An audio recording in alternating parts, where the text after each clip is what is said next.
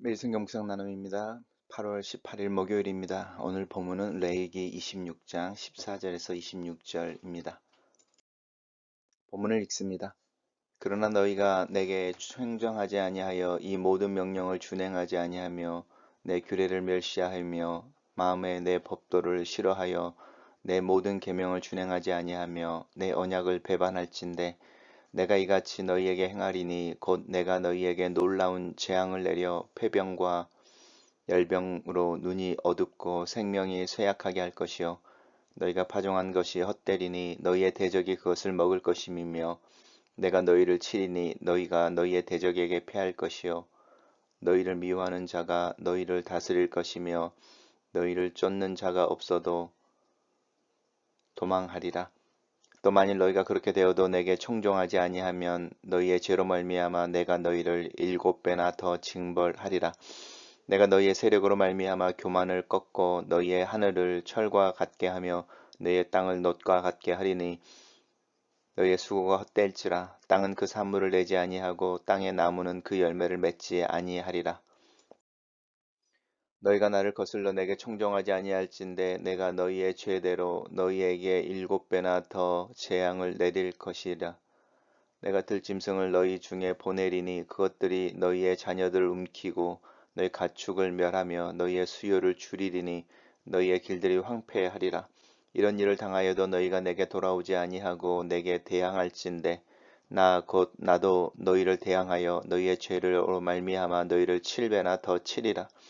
내가 칼을 너희에게로 가져다가 언약을 어긴 원수를 갚을 것이며 너희가 성읍에 모일지라도 너희 중에 연병을 보내고 너희를 대적의 손에 넘길 것이며 내가 너희가 의뢰하는 양식을 끊을 때에 열 여인이 한 화덕에서 너희 떡을 구워 저울에 달아 주리니 너희가 먹어도 배부르지 아니하리라. 오늘의 본문은 세 개의 단락으로 나눠져 있습니다.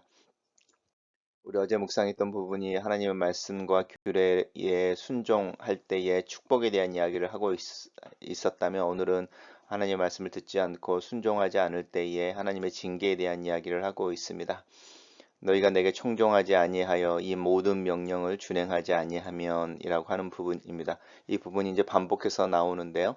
내게 청종하지 않는다는 것, 하나님의 말씀을 듣지 않는다라는 것은 하나님의 율례를 멸시하며 마음에 하나님의 법도를 싫어하는 것입니다. 그러니까 자연스럽게 내 모든 계명을 준행하지 않게 되겠죠. 그래서 하나님의 말씀을 듣는다는 것, 음성을 듣는다고 하는 부분을 우리는 하나님의 직접적인 음성을 듣는다고 하는 부분이 있는 것이 사실이지만 사실은 이제 더 중요한 것은 이미 우리 안에 성경으로 또 우리 마음속에 있는 이 하나님의 규례, 하나님의 법이라고 하는 부분에 명확하게 우리가 가지고 있는 하나님의 뜻들이 있는데 그런 뜻은 준행하지 않으면서 우리의 삶에서 이제 굉장히 개인적인 영역에서 하나님의 음성을 듣기를 원하는 것에 어떤 아이러니한 모습, 그런 모습을 우리 오늘날의 신앙에서 많이 경험하게 됩니다. 그래서 하나님의 말씀, 하나님의 법을 싫어하고 하나님의 언약을 배반한다라고 하는 부분인데 하나님의 언약이라고 하는 것은 나는 너희 하나님이 되고 너희는 나의 백성이 될 것이다 라고 하는 약속이었고 하나님이 우리에게 신실하신 것처럼 우리 또한 하나님에게 신실한 모습으로 서야 되는 어떤 비즈니스에 서로 신뢰하는 파트너의 어떤 약속인 건데 그 약속을 깨뜨렸을 때에 이렇게 말하는 것이죠. 그래서 우리가 하나님 앞에서 하나님 앞에 신실하지 못한 모습 또 순종하지 않는 모습으로 나타날 때에 하나님께서 징계하실 것에 대한 이야기를 하고 있는데 그게 이제 어떤 전염병의 형태로 나타나는 것이고 또 이제 육체적인 쪽의 질병 또 그다음에 이제 자연이나 또 곡식이나 이런 소출에 있어서의 질병 문제 그다음에 이제 전쟁에 대한 이야기를 통해서 경고하고 계십니다. 단락을 요약해 보겠습니다.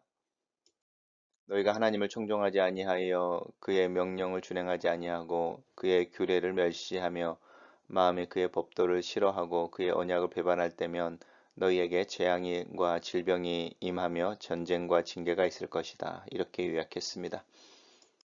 두 번째 단락에서는 이제 첫 번째 단락에 질병과 또 기근과 전쟁으로 징계하신다고 하셨는데 그래도 너희가 내게로 돌아오지 아니하면이라고 하는 부분입니다. 그러니까 하나님의 징계의 의도는 돌아와라, 내 말을 들어라, 내게 순종하라라는 것인 건데 그거를 끝까지 버틸 경우에는 이제 7배나 더 징벌이 있다라고 하는 부분입니다. 그래서 회개하라고 말씀하실 때에 회개하지 아니할 때 그 회개를 이제 만들어내시기 위해서 하나님께서 그 징계의 강도가 더해지는 부분에 대한 이야기를 하는 것이죠. 그래서 징계는 우리의 교만을 꺾는 것이고 또 하나님 앞에서 이제 우리의 연약함을 드러내기 위한 것들이죠. 그래서 우리가 아까 말씀드렸던 질병이라든지 기근이라든지 또 전쟁의 강도가 더 심해진다라고 하는 부분입니다.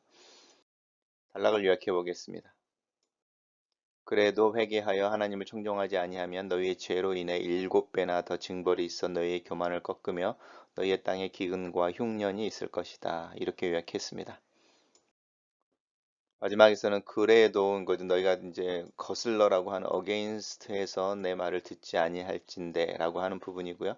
7배를 더하는 거죠. 그러니까 7에 7을 더하는 거니까 이제 우리가 이제 예수님이 그 이제 형제를 용서하는 것에 대해서 이야기할 때 얼마나 해야 됩니까? 라고 할 때 이제 이 7에 7 이야기를 하는 부분이 있는데 이제는 뭐 이제 더 이상 그 견딜 수 없을 만큼의 하나님의 징계가 임하는 부분에 대한 이야기 합니다. 그래서 이때는 이 들짐승을 너희 중에 보낸다라고 하는 부분은 황폐함에 대한 이야기를 하는 것이죠. 우리가 코로나로 인해서 사람들의 이렇게 발길이 멈춰져 버렸을 때에 야생동물이 그곳에 다시 들어왔던 것처럼 들짐승들이 들어온다라고 하는 것은 단순히 들짐승이 나타났다라는 것이 아니라 그 지역이 황폐되어지고 길이 없어지고 이제 이런 부분들인 거죠.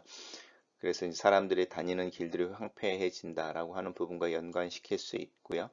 그 다음에 무엇보다도 하나님께서 이제 너희가 돌아오지 아니하면이라고 이야기하는 부분, 그러니까 회개하지 않는 것을 하나님은 하나님에 대한 대항으로 알고 있죠. 이렇게 거슬린다라고 하는 부분을 연결시켜서 내 말을 너희가 듣지 않는 것, 특별히 뭐뭐 해라 하지 말아라라는 율법의 문제가 아니고 회개하라라는 말을 듣지 않는 것은 더 근본적인 하나님에 대한 저항이고 대항이신 거죠. 그랬을 때에 그 죄인 거죠. 그 죄는 이 회개하지 않는 죄를 의미하는 것이고 이 회개하지 않는 죄의 완혹함에서 이제 하나님의 율법에 대해서 순종하지 않는 것, 규례를 지키지 않는 이런 부분이 이제 파생적으로 나타나겠죠. 그랬을 때에 이제 구체적으로 나오는 부분이 이제 다시 반복되어집니다. 전쟁에 대한 이야기를 하고 있고 또 이제 질병에 대한 이야기를 하고 있고 그리고 또 기근에 대한 이야기를 하고 있습니다. 단락을 요약해 보겠습니다. 하나님을 거슬리며 그를 청종하지 않을 때에 너희의 죄대로 7배나 더 재앙을 내리며 들짐승의 공격과 땅의 황폐함과 전쟁과 전염병과 배고픔을 경험하게 될 것이다. 이렇게 요약했습니다. 첫 번째 묵상 나눔입니다. 하나님은 자기 백성이 하나님의 언약을 지키지 않고 가나안의 우상과 풍요의 눈이 멀어 하나님을 등지며 살 것을 이미 알고 계셨을 것만 같다. 율법과 언약의 체결의 순간에 벌써 이스라엘의 불충과 배신에 대해 구구절절 또 반복해서 경고하고 계신다. 그 목소리에 담긴 애절함과 경고하시는 사랑을 본다. 그래도 목소리는 목소리일 뿐 곧 시간과 바람 속에 사라져 버리게 하는 내 마음의 냉랭함이 무섭도록 차갑게 느껴지는 아침이다. 경고 앞에 설 때 두려움을 갖는 것이 당연하고 그 두려움으로 내 자신을 제어하고 근신하는 것이 맞는 것인데 나는 아직도 하나님을 내 마음 깊은 곳에서 경외하지 않고만 있다. 두 번째 묵상 나눔입니다. 하나님의 징계를 당하고도 돌이키지 않는 완악함이 나에게도 있다. 매를 맞을 때면 오히려 더 버티고 뒤로 물러가고 요나처럼 저 배 밑창으로 숨어버릴 때도 있다. 하나님의 사랑을 알면서도 그 사랑을 경험했으면서도 때때로는 영적인 오기스러움으로 버틸 때가 있다. 하나님께서 회개를 명령하실 때 그냥 그 자리에서 인정하고 동의하고 무릎을 꿇으면 되는 것을 알면서도 오히려 고개를 들고 허리에 힘을 주고 하나님을 향해 버틸 때가 있다. 그러는 중에 내 영혼은 서서히 메말라가고 뒤늦게서야 어쩔 수 없이 인정하고 털레털레 하나님께 돌아갈 때가 있다. 그래도 그나마 다행이다 싶을 정도로 내 안에는 여전히 완악함과 죄가 남아 있다.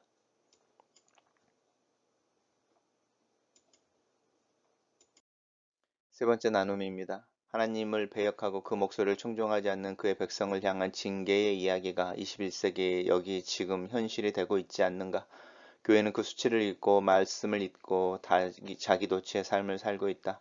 신앙은 공식화가 되고 얄팍하고 값싼 은혜가 범람하고 있다. 나는 이 시대의 문화와 같이 주변 사람들의 시선과 평가에 매여 어쩔 줄 몰라 하고 있다. 이 시대는 그렇게 그 기반부터 서서히 흔들리고 있지 않은가? 하나님 앞에 다시 돌아가야 한다. 하시는 이야기를 다시 들어야 한다. 그분의 책망 앞에서 눈물을 흘리고 겸손하게 고백의 기도를 드려야 한다. 내 마음을 애써 붙잡아서 하나님 앞에 무릎을 꿇게 해야 한다. 이 치열한 싸움이 오늘 아침에 새벽의 기도의 시간에 있다. 글로 쓰는 기도입니다. 하나님의 경고 앞에 서 있습니다. 하나님을 청종하지 않고 내 마음에 하나님을 사모함이 없습니다. 말씀을 진심으로 듣지 않으며 행하지도 않습니다. 이 시대는 하나님의 경고 앞에 서 있고 내 삶은 그 경고와 진노의 불길을 제일 먼저 느끼고 있습니다. 내 마음을 찢고 회개하게 하소서. 성령의 책망하심을 민감하게 느끼게 하소서. 하나님의 은혜의 은총을 다시 의지하게 하소서. 하나님께서 나를 누르시고 명령하시는 돌아섬, 그 돌아섬을 실천하는 자가 되게 하시옵소서. 내 영에 회개하는 마음을 주시고 회개하는 하루가 되게 하소서. 예수님 이름으로 기도합니다. 아멘.